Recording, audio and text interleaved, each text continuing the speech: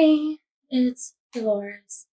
I'm here going to do a tag. I'm going to do the fall writing tag. I have a Halloween shirt, you can tell. I know you can't see like my full shirt usually, but it's a cat with a witch hat. It's cute. I like it. Alright. This tag was originally created by Alexander Roselyn, something like that. I will link her stuff down in the description. So, question number 1. Crunching leaves, the perfect sound. What do you listen to when you write? Sorry.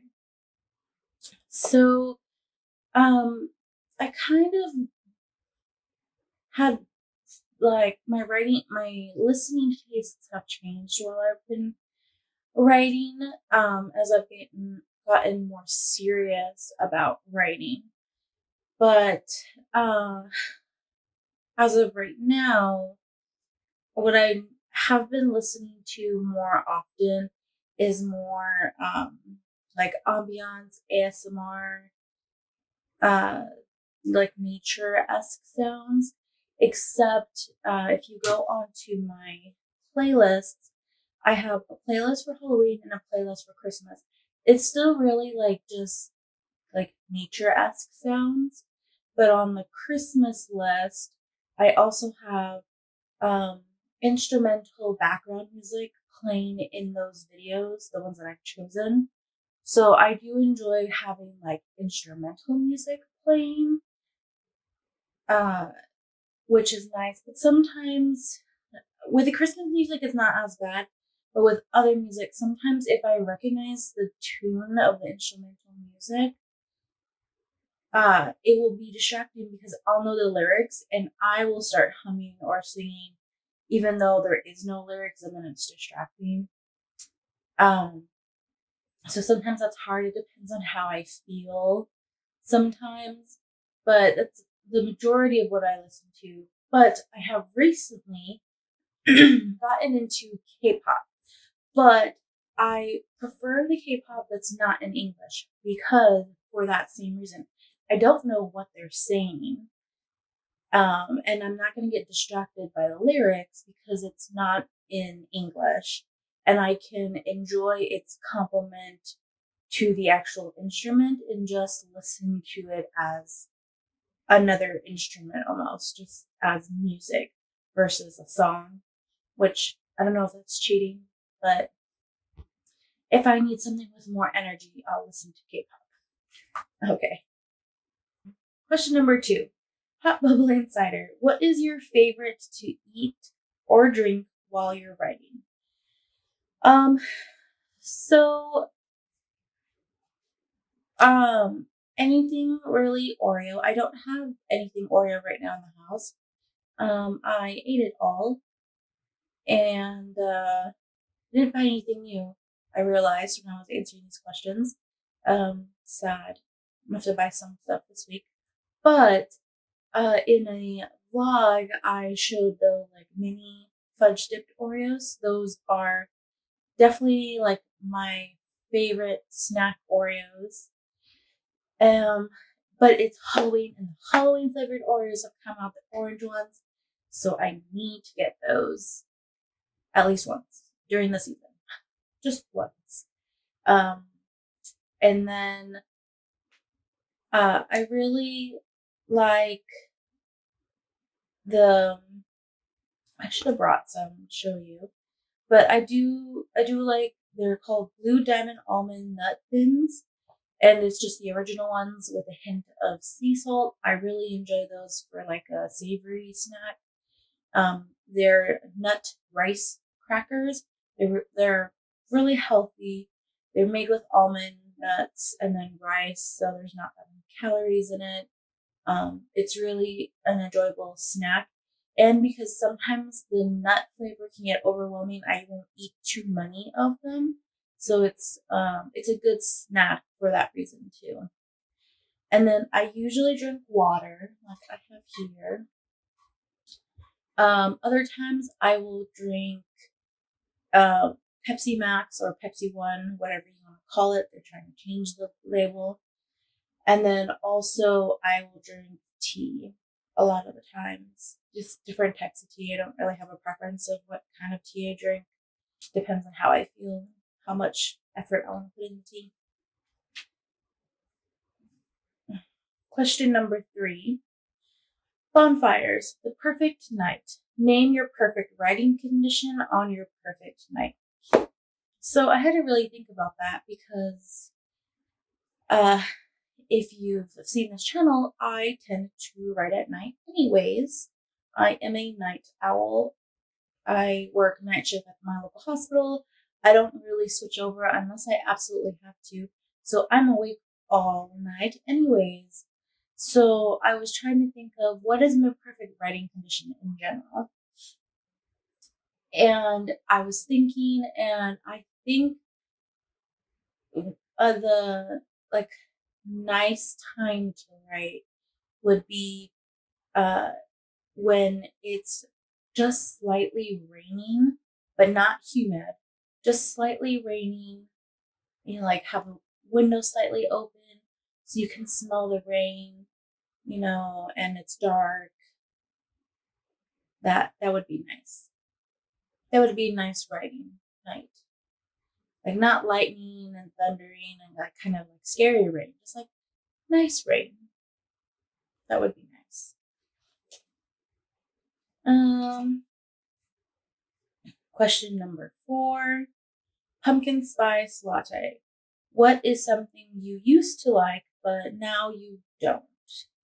So the only thing I could think of when it came to that is lyrical music. I used to write and like do my homework and stuff like that in high school to any kind of music. It didn't matter what. Or even I would like watch YouTube videos or like a show and write to things like that. And I realized that it's a really, really, really big distraction. And that is not a good way to write. So I don't do that anymore. If I'm going to watch a video, I'm going to watch a video. The only real exception to that is live streams, but even then, technically during the sprint time, I put on my ambiance or ASMR or whatever that, like I mentioned in question 1 or 2, whatever it was, 2.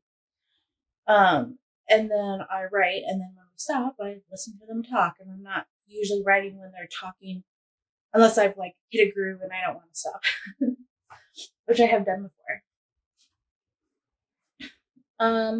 Question number 5, Halloween. Your favorite part of writing a novel? My favorite part of writing is the world building. So I primarily write sci-fi and fantasy. So a big part of those genres are creating your world. You are creating a whole new original thing. And I love to world build. I love to create the world, write the rules, create the whole universe and the characters and everything. When I watch sci-fi and fantasy, that's what I love to know about. I'm like, how does this work? Why is this here? Why is this a law? Why is this a rule? Like I love that. I love that part of watching sci-fi and fantasy, and I love that part of reading sci-fi and fantasy is how that world is different. Love it. I love world building so much. Yes. Okay. Question number 6. I think that's 6, or is it this? Nope, it's this. Question number 6. Monsters and goblins. What terrifies you most while writing / drafting, editing? I'm terrified for when I get done with this first draft or 0 draft, whatever you want to call it, and I edit it because mostly because of my dyslexia, honestly. I'm terrified of editing I hated editing papers in school because if I didn't have someone else look at it, then there was always going to be some stupid mistake left because my brain thinks that those words are normal or correct. And no matter how many times I read over that, let's say like particular sentence, my brain will be like, nope, that's right. That's correct. That's correct. But if someone else reads it, then I will pick it up and be like, oh yeah, that doesn't sound right. And be like, oh, okay, let me change that. So that's the thing that I used to go to the math lab to get help in college with math. And I only went to the writing lab once and then I never went again because they made me read my own work. And sometimes I would catch things, but a lot of the times, even when I'm listening to myself, I still won't catch things. My brain will still translate it as, oh yeah, that's correct. That's perfectly fine. I need someone to read my work back to me for me to be like, oh yeah, that's not right. So I used to have a software on my laptop that my disability counselor at the college had recommended, which helped a lot. I loved it. That would read my work back to me. But when my laptop died, it died too. And I honestly don't even remember what the name of the program was because it literally just lived on my computer for so long. So I am going to have to find new software, new readback software, so that I can have that when I'm done. I'm ready and the computer can read back my work to me so that I can find errors. Because I know that I'll find some like pretty big ones and ones that are obvious, but other obvious ones, my brain will be like, yeah, no. So I'm gonna need something to help me edit. So we will see. And also I have Grammarly, so I'll have to. Actually, I won't because there's now the Grammarly extension in Google document, Google Drive, Google Sheets, something like that. Google Drive. Google Drive has the Grammarly extension now. So that has been helping a little bit. Though I've also been ignoring it a little bit because I just want to write the work and then be done with it. So that might help me too later. But we'll see. Question number 7. Hey rides. A bumpy ride. What do you do to get over writer's block or get inspired? Honestly, I've never really had a problem with being inspired. If anything, I've had a problem with being over-inspired. When I started writing again, I realized how much time I've lived in my head creating stories. And then once I started writing, how much of a relief it was to just take that stuff out of my head and put it on paper, and how much I wasn't just stuck in my head anymore. I could really enjoy things and I wasn't distracted as much. So I never really had a problem with being inspired. And honestly, with writer's block, I don't think I really ever had a writer's block. I definitely have times where I don't want to write because I don't feel like it because I'm tired, or I don't have the energy for that. And when that happens, I usually just stop and I watch something or play a video game. And then sometimes that will refresh me and I'll get to write a little bit before I'm going to sleep or my husband gets home or something like that. But usually that's really the only thing. So question number 8. Haunted houses. World building. What tips do you have for charting the perfect world? Write down everything.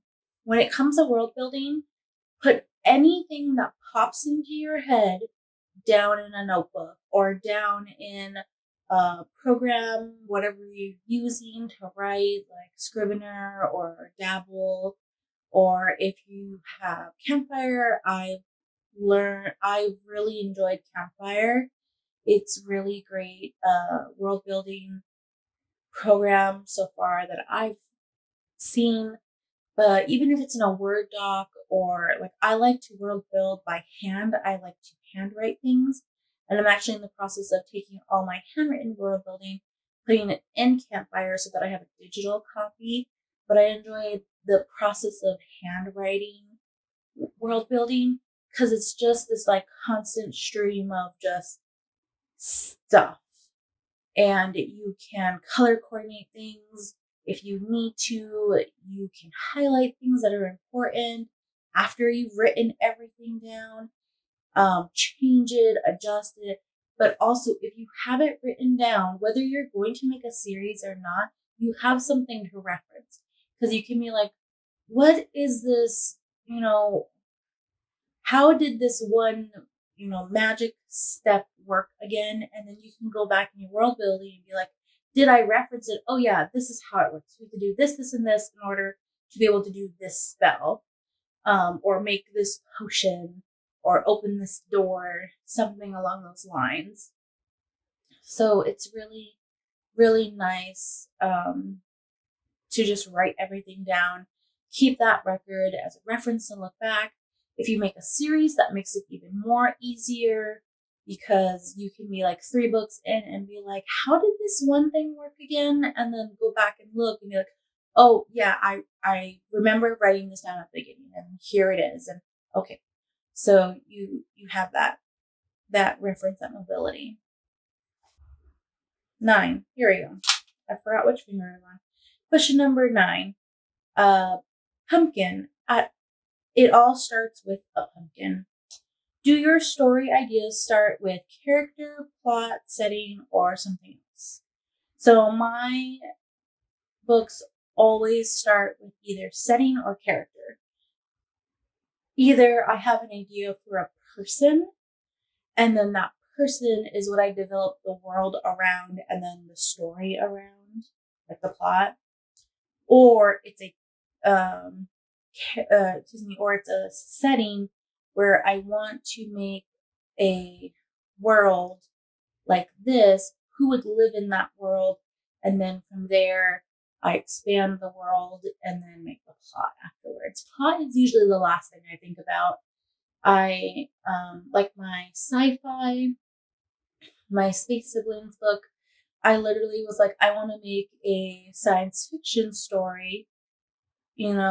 What do I want to do? And then I thought of, Star Trek and Star Wars and things I've watched. And then I was like, okay, well, then these characters popped into my head, the 3 siblings. And I was like, well, how do they live? And then I created the siblings. And then I was like, what else happens in their world to create their story? And then I thought of everything that is happening in that story. And I made the plot around that then. Versus my elf story. Actually, no, the elf story was really the same thing, where I wanted to make a story about elves. I didn't necessarily have my main character in mind, but I was like, I want to make elves. And then I was like, what is the world around it? And then from there, I made the plot. I guess a character example would really be the 3rd book that I haven't really told you much about, where I literally thought of the character. I thought of her, and then it took me a really long time, and I was like, okay, what world would she live in? And that's how I created her. And that story, which I'm still building, because when I think of just a character, sometimes that's the hardest, because I have to create a world for that character. And I don't usually have a lot of substance, but I have some older books that do that too. So, and then question number 10, ghost stories. share a spooky writing prompt. I didn't write anything for that because I was like, I'm gonna do it off the cuff, and now I regret it because I have no idea. Let's see.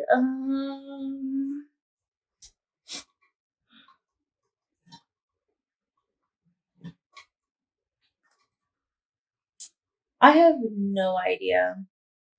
I don't write scary things. I don't write spooky things.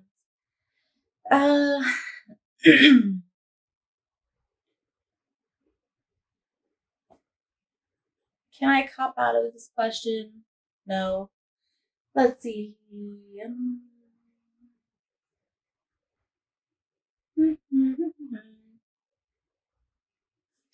So, a young girl's out in her yard, in the bed of her pickup truck, staring up at the stars, and she hears a sound in the dark. Now, no one should be awake and everyone's asleep. So, what animal could have come up onto her land? And she sits there and waits as the sound gets closer, and then it just stops. And she waits and waits, and nothing happens. So she just goes back to staring up at the stars and studying the constellations. And then,